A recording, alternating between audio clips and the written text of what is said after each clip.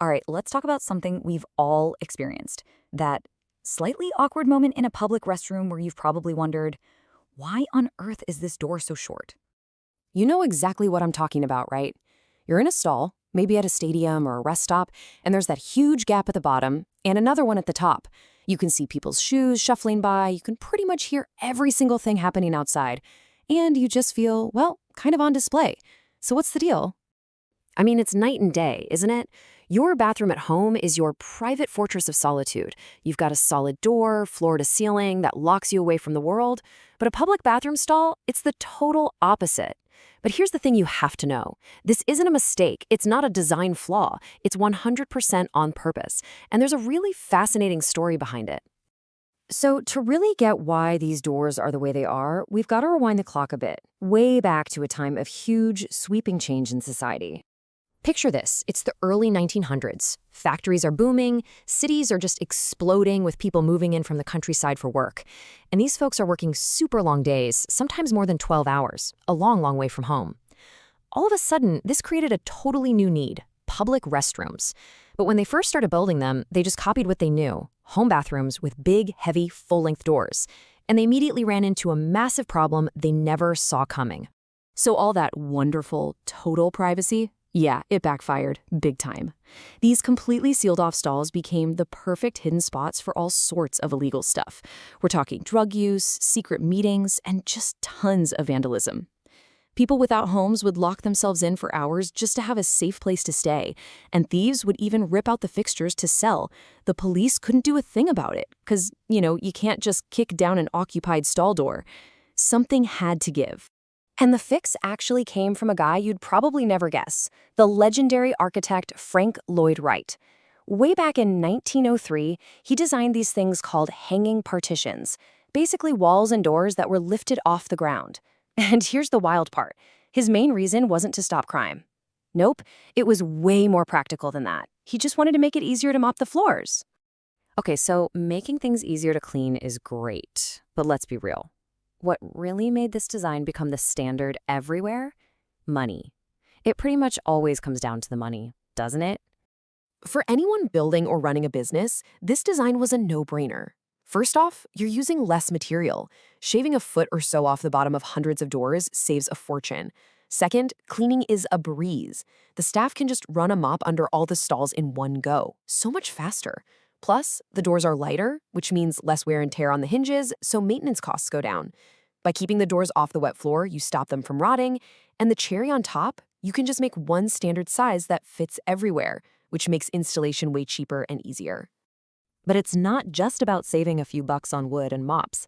This is where the design gets really, really clever. We're talking about psychology and a kind of subtle security. So, what this design really does is it gets rid of the whole idea of total, complete privacy. Instead, it gives you this thing called partial privacy. It's a very intentional balancing act. It's like the door is sending a message. It's saying, hey, we'll give you enough cover to do what you need to do, but we're not going to let you feel completely invisible. This means security can see at a glance if a stall is free, or, and this is key, if there's more than one person in there. It's a really smart way to discourage bad behavior without being overly intrusive. And that has a huge psychological effect on all of us. Just knowing that you're not totally hidden, that someone could walk by and see your shoes, makes you way less likely to, draw on the walls or do anything you're not supposed to. That little bit of exposure is a surprisingly powerful deterrent. And there is another sneaky little benefit for the business owner. That feeling of being a little bit exposed, of hearing everything going on outside, well, it makes you hurry up. Nobody's going to camp out in a stall for an hour scrolling on their phone when it feels like that. For a busy airport or a concert venue, that quick turnover is exactly what they want. So we've got history, we've got money, we've got psychology. But believe it or not, we still haven't gotten to the biggest, most important reasons for these short doors. I mean, just think about it. Imagine a tiny, completely sealed box of a room. Yeah, not pleasant. Those smells would just get trapped in there. But those gaps at the top and bottom, they're brilliant for air circulation. They create a natural airflow that pulls fresh air in from the bottom and pushes the less fresh air up and out towards the exhaust fans. It keeps the whole room smelling a lot better. And now we get to the final reason, and honestly, all of that other stuff pales in comparison to this. This is, without a doubt, the most important one. This design actually saves lives. Let's walk through a scary scenario. Someone goes into a stall with a full floor-to-ceiling door, locks it, and has a heart attack or faints. How would anyone know? They could be in there for ages before someone realizes something is terribly wrong. But with our short doors, the whole situation changes. Someone walking by would immediately see a pair of feet on the floor, not moving, and know there's an emergency.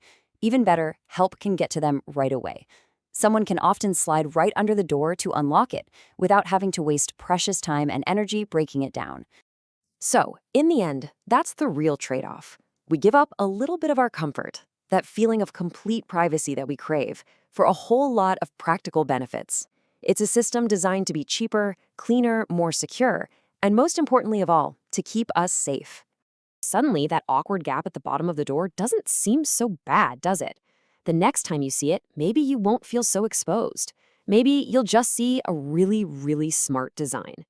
It makes you look at the world a little differently and wonder, what other everyday things are way more clever than they look?